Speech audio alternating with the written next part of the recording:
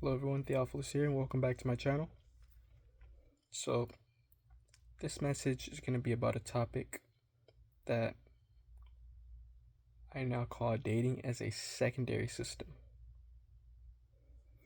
So, as you know, dating is one of the big topics, as you probably know, dating is one of the big topics in just in the world in general, like especially for young people, for younger guys. Gonna be honest, it's hard out here.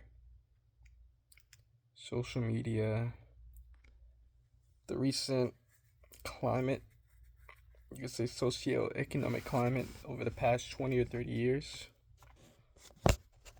and the way that Americans and the minds of people have changed and how society has changed, it affects everyone. And young men kind of get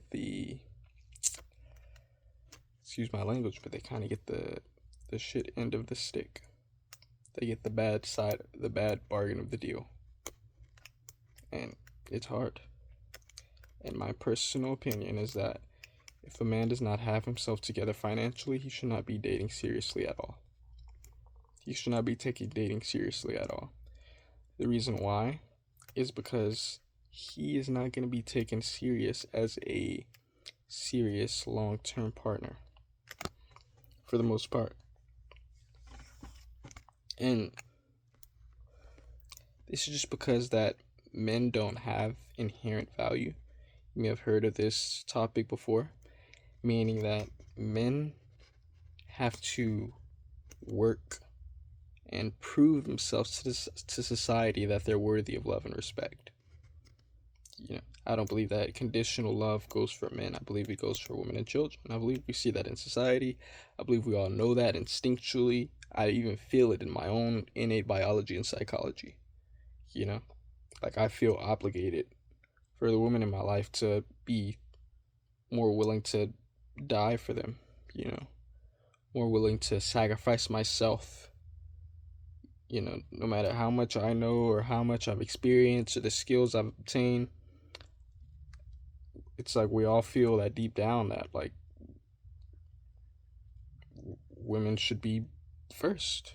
I'm not saying that's a bad thing. I'm just saying I believe that's how we all naturally think. I think that's just in our biological programming. And because of that, young men that have not built themselves, that have not built their values and their skills, they're naturally at the bottom of society. It's like the unspoken rule. No one wants to say it, but it's clear, it's obvious. You could just walk around outside. You could just go to your, I went to the grocery store earlier. You can just look at the difference. If you're a young woman, you're attractive, you're treated very, very well. You're like at the top of society. You get all the validation, all the love, all the comfort, all the support.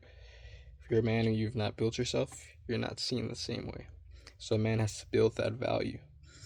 And when a man builds that value and he earns respect and he proves himself to be competent and resourceful in his society and proves himself to be worthy of value, then he is very highly respected. So it can be a good and a bad thing for men.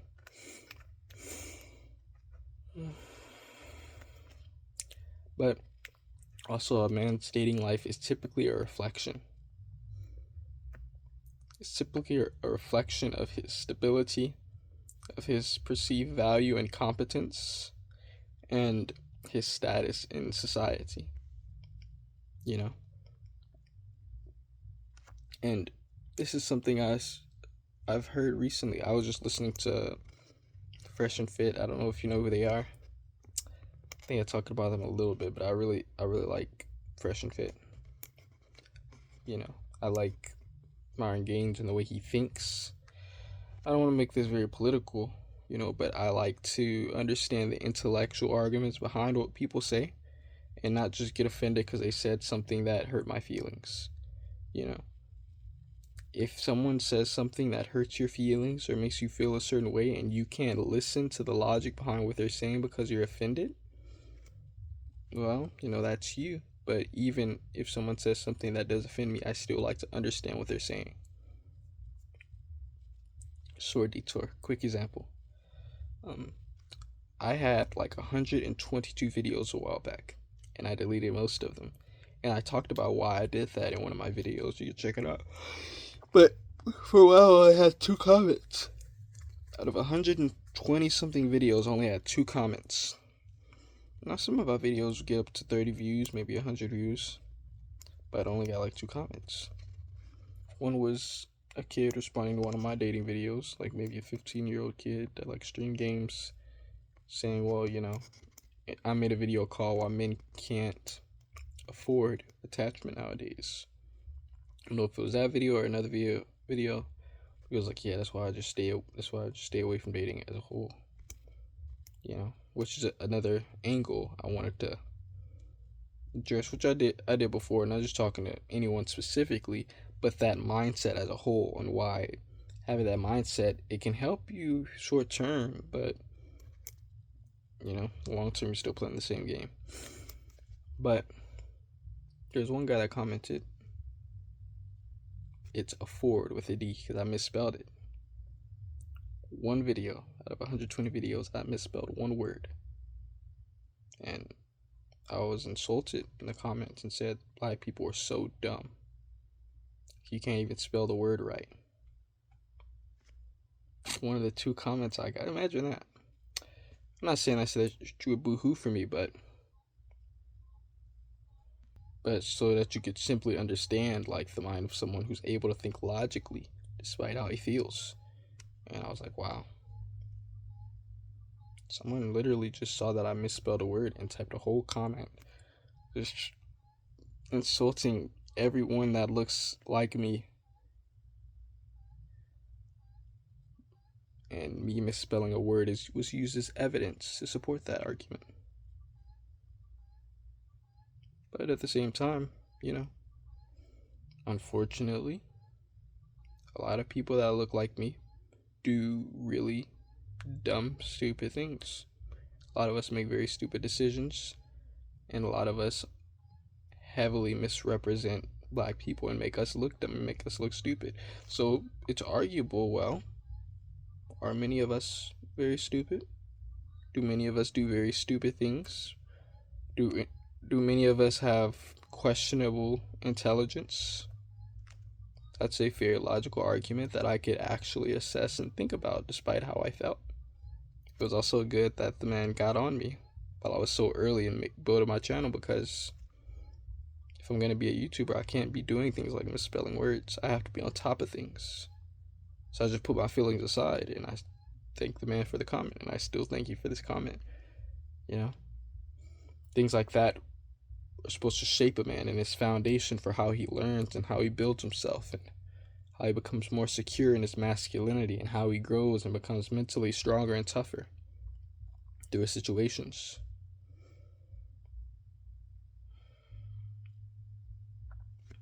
But yeah, that's an example.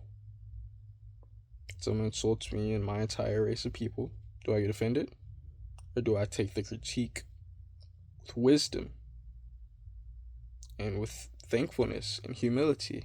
I receive the critique. We are very misrepresented, and we do a lot of dumb things. And that's a whole topic I want to talk about maybe in the future, but I don't want to make this so much of a political thing, but you get what I'm saying.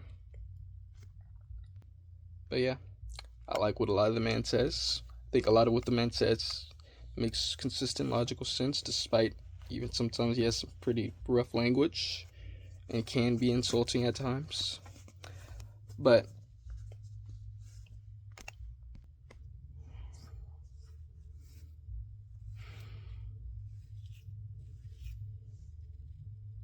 understanding male and female biology and sexuality is very important. And we think differently. If a woman perceives that other people highly respect you and other women want you, that will naturally make her want you. Women can be a lot more subject to the groupthink mentality and, desiring social proof consistently before making a decision on if they think you're worth pursuing for a relationship or not. You know?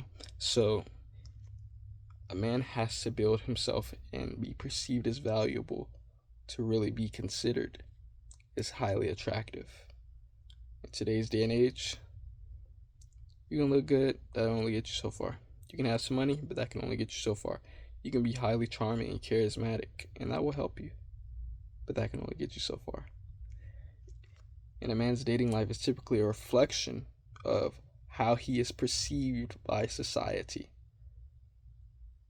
Is the argument that he makes. Why do you think that celebrities do so well in the dating world?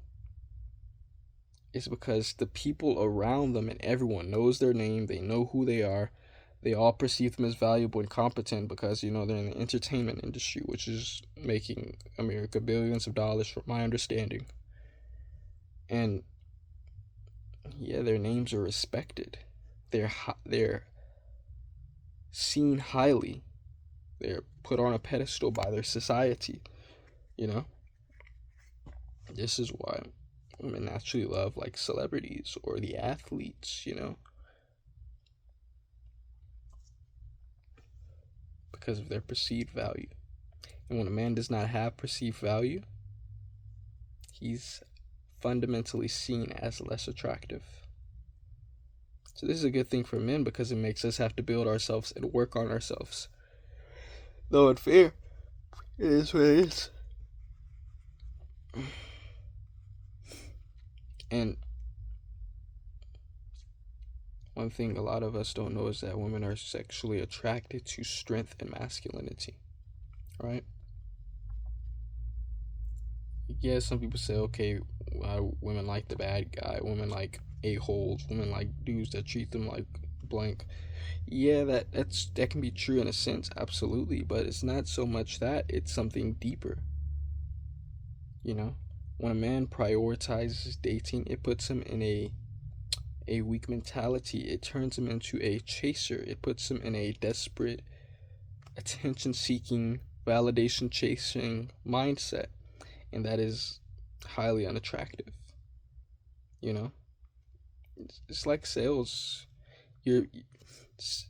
People will say this a lot. Sales is a skill that translates in any aspect of life. You're in part selling yourself. You're selling the product, but you're also selling yourself. If the person likes you as a person, they're more likely to take a time to hear about the product, to sit down with you to talk about the product, if they feel that you as a person are genuine and somewhat attractive, and they perceive you as competent and smart enough to understand the product and how to walk them through the process and help them understand what they're potentially getting themselves into, and they feel that they can trust you. But if you're like pleading with the customer, like, oh, and you're like chasing them and you look desperate, that's a turnoff. It's a turnoff to people in general. A man, Hamza, says this, and he puts it very brilliantly. Keith Carpenter, also Keefe, Keefe, space Carpenter, is in a house builder. They both put this very well, very well words, that if someone comes off as desperate, if a man comes off as needy or attention seeking or validation seeking, it's very unattractive. It's highly unattractive, both to women, sexually and romantically, and to other men and people in general. Right? That strength, that internal fulfillment, that internal contentness, where you're not chasing someone's validation or attention, that's attractive. Dr. Orion Terabang, he's on TikTok and on YouTube. I forgot his TikTok name, something like "To the Men I Love," something like that. That they're like cats. If a cat doesn't know you, and you try to pet it, it's gonna probably run away. It'll probably run away from you, depending on the type of cat. Some will like to be petted and like the attention, but a lot of cats will run away from you if you try to pet it and it doesn't know you. It's like, who are you? But if you kind of ignore the cat and you kind of go on about your business, or you put out something that the cat likes, like the milk, the cat will likely come up to you and be receiving what you're giving it. And you're not chasing. You're adding value to the cat and you're enjoying the cat's company. And then you let the cat come and go. And then you don't put the cat on a pedestal. You see what I'm saying? You see that your ability to grab the cat's attention is a transactional relationship. These are things that are talked about by a few different people. I'm just trying to put it in maybe my own words or say it in a way that's similar, but it makes a lot of sense. You know, relationships are transactional, especially for men. That's the unfortunate reality. And as long as you accept that and you acknowledge that, it'll just be like, it is what it is. You're not going to be upset or offended by it. You're just going to realize that this is how it goes as a man. You know? But when you're emotionally dependent on women and you're seeking their validation, you come off as too eager or needy or validation seeking, that's going to turn them off. What they're attracted to is strength. And when you're confident, or when they can perceive that you have other women that are attracted to you as well. You know,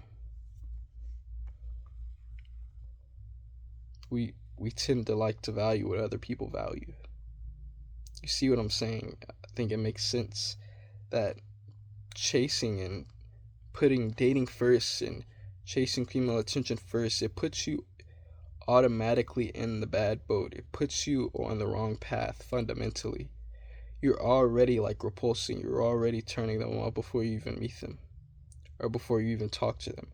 Like, they can feel it. You know, that's why they say it's giving needy, it's giving desperate. That's what they mean. Is that it's like an energy that they feel. It's like an aura about you. It's like a nature that they can see and feel, and it kind of repulses them. You know. I have Christian foundations. I just believe that the Bible is the undisputed truth. I also understand why people believe in evolution, because it makes a lot of sense logically, you know?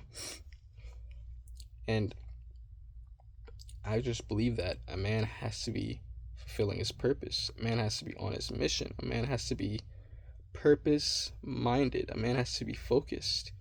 And then a woman will typically want to come into your world and be along for the ride. To be along for the ride as a partner. You make the woman your world,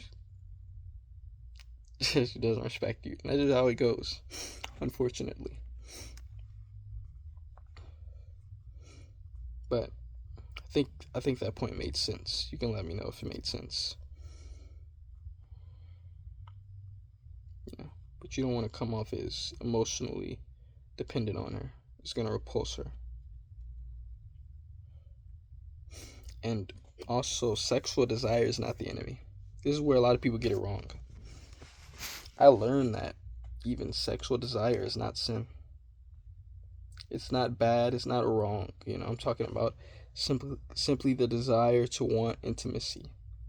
Whether that's like a longing in the heart or a feeling in the body. That's not bad. It's not wrong. You shouldn't be ashamed of it. And you shouldn't let other people make you ashamed of it. That is a terrible thing if someone convinces you simply because you have sexual desire that you're bad or you're an evil person or you're toxic, or that is actually evil in itself. People trying to convince you that there's something wrong with you. It's just desire intimacy. There's nothing inherently wrong with that. It's a natural desire for people to want that. But misplaced desire is the enemy. That's where it goes wrong. It's when your desire is misplaced. It's when, like, it becomes a substitute for purpose. It's when, you know, as the last point I made, it's replacing that purpose. And it's draining your focus. And it's disorienting your judgment. And then you can make all kinds of mistakes, you know, like love, like blinds people, you know. Lust and attraction blinds people. when you're thinking with the wrong head, when you're not using your brain properly, when you're not being logically minded in the midst of your emotions. You could be carried away, you could be deceived, you could be tricked. And dating and love and sex is a way that men are often put in their feminine, and they can be easily tricked and used and manipulated, especially in today's world when, you know, we're not exactly the loved gender, we're not exactly the, you know, you probably know what I'm saying. Displays desire is what's bad, right? I can go deeper. Attraction to a woman or a woman's body is not a bad thing. It's when it's misplaced, you know? Like, with that desire, if you just turn to, like, say, pornography rather than transmutation, I'm not saying I'm above it, I can fall into the same habits as well if I'm not directing my energy in the right direction. But it's that misplaced desire. It's when you're not putting it in the right direction.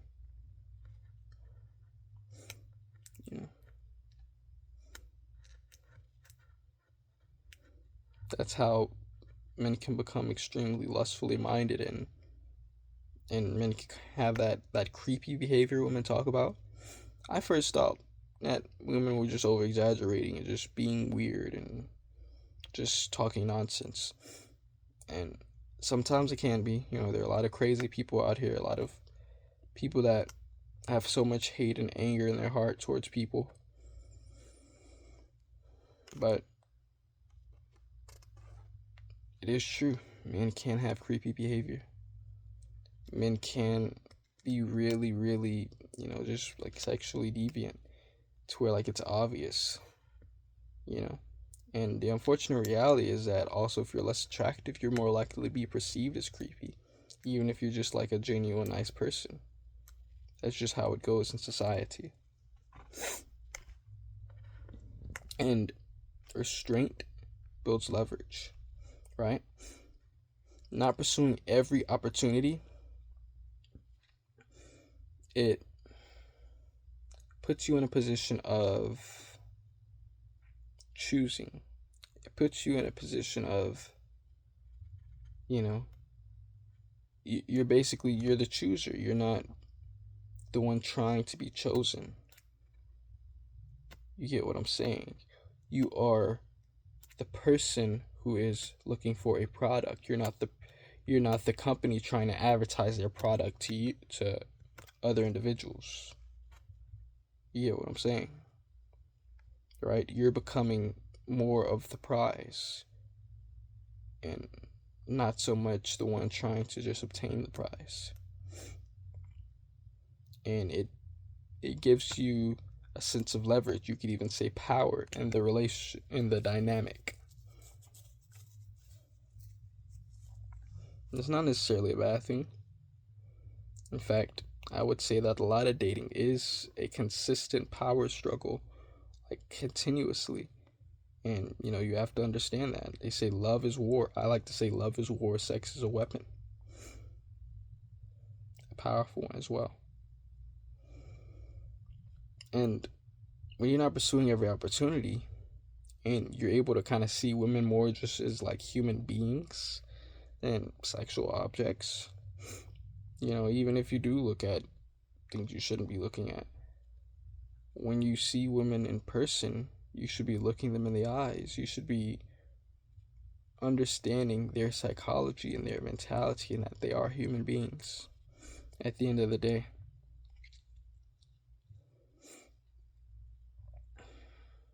And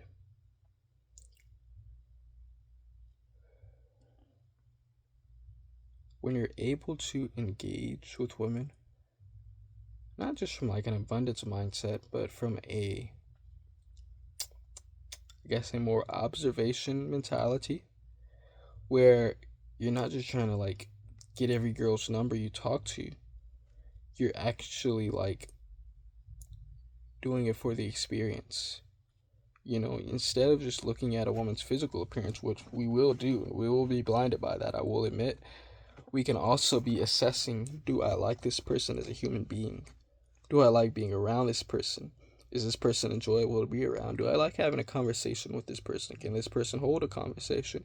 Is this someone I would potentially be interested in seeing in the future consistently? And you're just like present and you're enjoying the experience genuinely without being too attached or too in it, you know? You're present, you're there, but you're not attached. You're engaging from a position of choice rather than a position of need. And I've learned to do this, you know? Like, something says you can't just autistically avoid women the whole time. Like, you can try. And there may be some kind of attraction women may get if they see that you're, like, purpose-minded and stuff like that, but let's be honest. You've got to learn the game. You've got to learn how to deal with them. You got to learn how to talk to them. You got to learn how to be charismatic and have a conversation with women and understand the power dynamics in the male and female relation. Understand your own masculinity. Understand women's innate femininity. Understand power dynamics and things of that nature, and understand, conversation. And when you're having a laid back approach, when you're not too invested in every single girl you talk to, it makes you more attractive and it gives you more leverage. I've learned I can do this.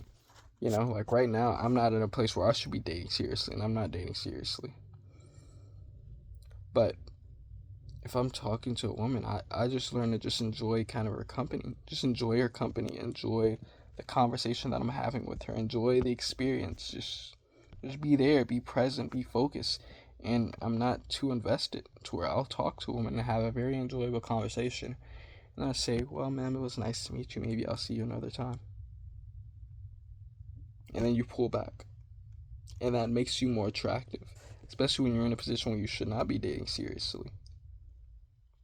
You get what I'm saying? Strength builds leverage.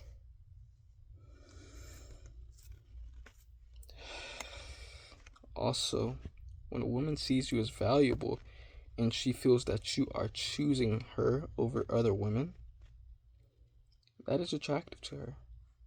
When you're not just like choosing her because you're like she's the only woman that would deal with you, and she's gonna like respect you less and not really think that highly of you. But if she knows that other women want you and you are singling out and choosing her instead of other women, that is gonna do something to her. When she feels chosen, when she feels desired, when she feels, she feels like she's a valuable asset. Women like that. Women like to feel chosen over other women. We're all competitive creatures. It's just how it is. Men may be more naturally competitive in our masculine essence, but women compete too. They like to be perceived as valuable. They like having status in the social hierarchy. They like those things. They like to compare themselves to other people. That's why many women are chronic social media addicts, consistently comparing themselves to women all the time, even if it's just only looks and the man they can attract. And early dating should be more observational. It should be more low stakes. It should be a place to learn. Like when you're young, you should be learning the social skills, like when outside of when you're working and doing your online business and maybe going to the gym and other things. If you're just going about your day, if you're just going to the grocery store, if you're just going out in public, if you're just at the bank, if you're just handling regular personal things, You should be experimenting, right? You should be seeing girls and learning how to talk to them and learning how to create conversation with them. You don't have to be chasing every girl's number that you see and all that. You don't have to do all that. But you should be able to learn how to be comfortable around them, unless you're dead broke. But you should learn how to be comfortable around them. You should learn how to have conversations around them. I did this recently as well. I just intentionally will have like long conversations with women that I just barely know, and I'll just smile and be genuine. And if I perceive whether there's attraction or she's just genuinely enjoying my company and genuinely enjoying talking to me, and even if my heart is, I'm learning how to be calm and still in the midst of all those emotions and to have a decent conversation with the person that I'm with. You should be learning these things. You should learn how to be charismatic and funny and all. Learn how to be an attractive person. It should be the practice ground. While you're not dating seriously, you should be just talking to people. That's how you build social skills. That's how you become, as they say, emotionally intelligent or socially intelligent. You learn social dynamics. You learn how to navigate with people. You learn how to talk to people in different kinds of environments. You learn how to talk to women when there's a man around. You learn how to talk to women when she's in a group of women. You learn how to talk to women when she's by herself. You learn how to talk to women that are clearly taken in their relationship, but for some reason are willing to engage you in conversation. Seems like that's a very American thing, but still.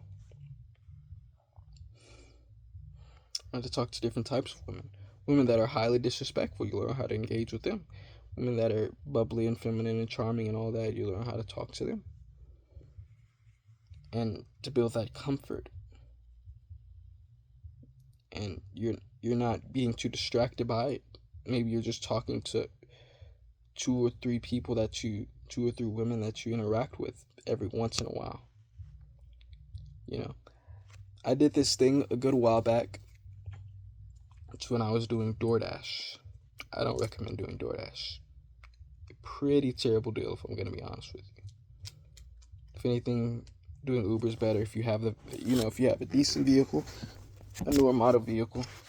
But it's a terrible deal. Don't do it, or don't do it long term. Don't do it. If you're doing like maybe once a week, you're getting like a little bit of extra money on the side. Fine, but you're not making that a full-time job. That is a terrible decision. I did that, and it really set me back, and a lot of things happened. A lot of hardship and turmoil and stress and pain I endured trying to do DoorDash full time. But there was this one time I was in downtown Houston, and I'm not from downtown Houston. I'm from like a little bit more up north, maybe the northeast side. And downtown Houston is nice. If I ever make enough money, if I get to a point where I'm consistently making $10,000, $20,000 a month, I might move to Miami. That is a beautiful place. Probably the most beautiful place in America. But downtown Houston is also really nice. It's really, really, really nice. It's really the big city part of Houston. A lot of buildings, a lot of restaurants. It's a little bit more uppity. It's like a more middle class kind of place. It's very nice, very beautiful. Very beautiful. And there was one time I saw this girl that I thought was attractive. Did an order. I was like, that girl's attractive. And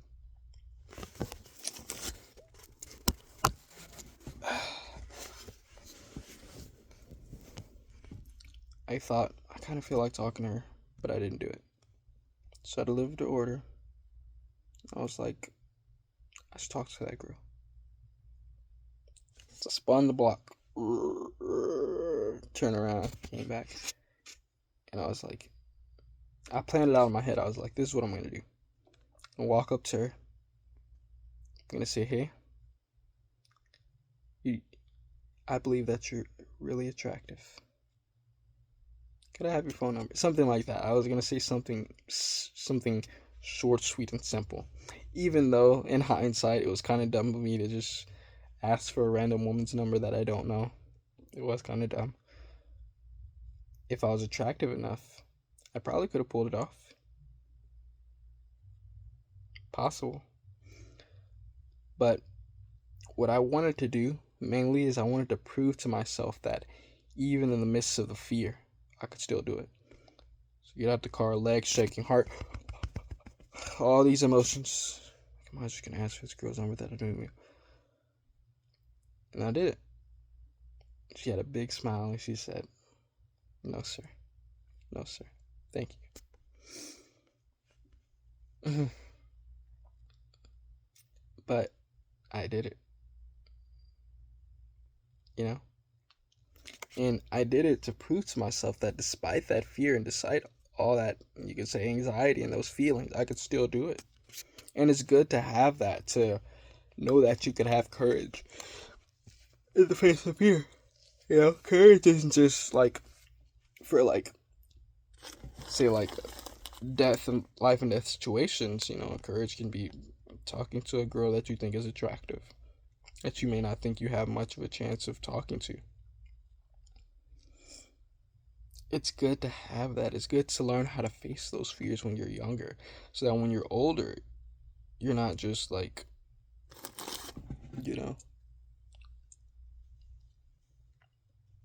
you're not just so inexperienced in talking with women that you look like a 13-year-old virgin. Not saying that there's anything wrong with that, but, you know, if you're seen as highly unattractive to women, they're gonna repulse you. They're gonna avoid you like the plague, and they can be women can be a lot more socially calibrated than men. You know, women can kind of sense things. Women can be very emotionally sensitive.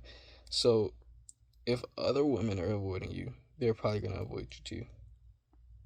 That's just reality. But if you walk into a restaurant and all the women are looking at you and they're all like whispering and talking about you, well, then other women are going to be more subject to the groupthink mentality and they're going to think that you're attractive as well.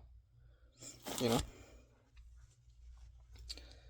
But it's good to have that. It's good to have that experience and to be consistently able to interact with attractive women and not be nearly as moved by them. You know? You can learn how to, once you get your money up a little bit, you can learn how to flirt with them, learn how to tease them, how to be just more of an attractive person, you know. You can experiment, things like that. It's good to have that. And I just really wouldn't wait until you're like successful, because then you're going to look like a target.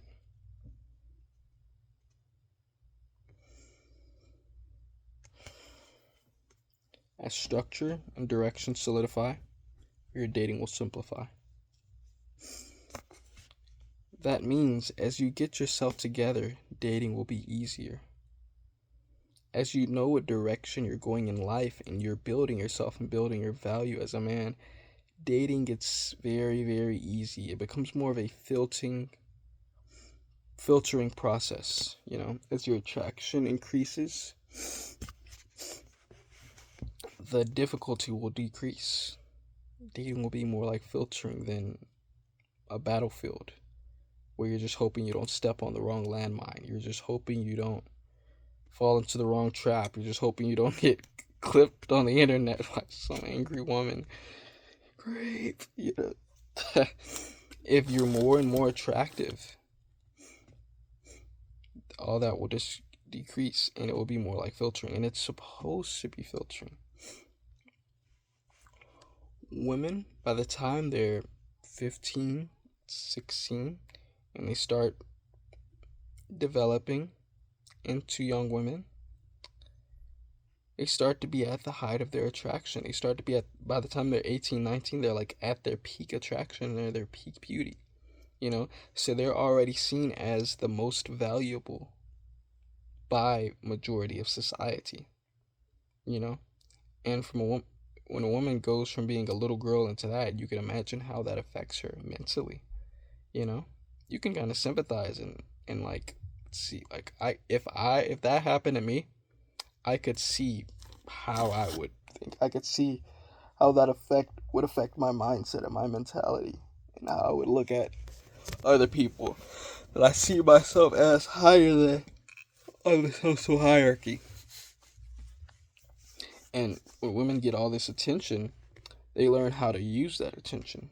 They learn how to kind of dance around and get what they want out of this kind of man and what they want out of this kind of man.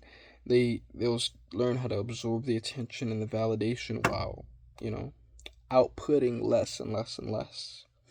It's a natural thing. It's a biological thing. I'm not going to blame women for doing that. They're just taking what they can get.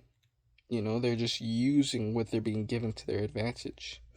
And when a man builds himself and builds his value, then you should learn how to do that. It's not bad. It's not toxic. It's not evil for you to have standards for yourself and to stand up for yourself and say, I'm willing to take this from a woman I'm considering seriously. But if you're seen as low value, people are going to be like, no one cares about what you say. You're low value. It is what it is. And when dating becomes more like filtering, then it's easier. You're not just hoping and praying that a woman will receive you and see you as worthy. You're dating to see, do I like this person? Am I compatible with this person? And when you go out on dates, you're not just trying to be funny and win them and get their attention, or just trying to turn them on and make them sleep with you. Because it's a lot different for women. A man can be seduced into thinking he's just going to have the best night of his life. A man can be seduced into that pretty easily. If a woman is seductive and can play her cards right and do all that, a woman can convince a man of that. But for a woman to be attracted to a man, there's different factors. But I want to be careful because I know I'm not the most credible source of information, but from what I know and from what I understand, female attraction, it's usually a lot deeper, right? A woman's attraction to you is not just going to be based on how you look. Looks can get you somewhere, but a woman's going to be assessing what's your financial situation looking like, what's your social situation looking like, how valuable are you, how does society perceive you, how does she think you're going to treat her long term? All these things play a factor in a woman's attraction. And a woman's attraction is it's multi-layered, multifaceted. And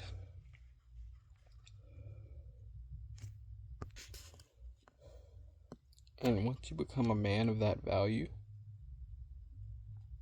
and you're able to, vet, as they say, and you're becoming more like a chooser, right? Do you know what, they say beggars can't be choosers? As you become that man that is attractive to women on, you could say, every level, and desirable to women on every level, and you're not just looking to turn women on and make them sleep with you, you're making them see you as a viable option for a long-term partner, not just a sex object, but a long-term partner. That puts the power in your hands, that puts the ball in your court, that makes you able to actually date how it's supposed to be when you're genuinely assessing if you like the person or not, and not just looking at would I sleep with this girl, but you're looking at would this be a real long-term partner that I could consider. And the men that are actually doing that and serious about that, these are the men that have the power and have the pull in the sexual marketplace, you could say. Then a woman will be more likely to think, wow, this guy's different than every other guy I'm meeting. how can I prove myself to him? How can I show him that I'm a worthy partner for him? How can I prove myself and show him that I'm valuable, that I'm maybe not competent, that I'm going to be resourceful, that I'm going to be an asset to his life and not a liability? It's a natural thing. It's like it's natural in a woman's biology and her psychology that when they perceive a man as valuable, they're naturally going to go into that mode where they're going to naturally be more attracted to you, and dating just becomes easier. I could talk about this in depth, but there's so many people that talk about um, dating and male to female dynamics. One man I really like is Math. I like Math. That man has very, very, very good understanding of female sexuality and female biology and psychology. Psych depth. Also in psych hacks. I believe that's Dr. Orion Terabad that I speak about. Hamza has good understanding about this as well. You could look at men like Andrew Tate, but some people see him as a more extreme example, yet I still believe that what he says makes sense. As a man that may have dozens of women in his inbox on a daily basis, is a high value man.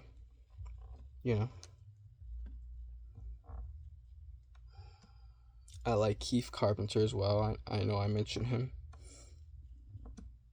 There's a lot of men that can explain female sexuality and male to female dynamics very, very deeply, and it's something that you should be studying as an aspect of self-improvement, something I think you should be analyzing and even writing about and thinking about and meditating about throughout your day, because it's important for the future. It's very important. You have to invest time and even money and energy in the ability to learning these things, or else you're going to get screwed over, and no one wants to be screwed over.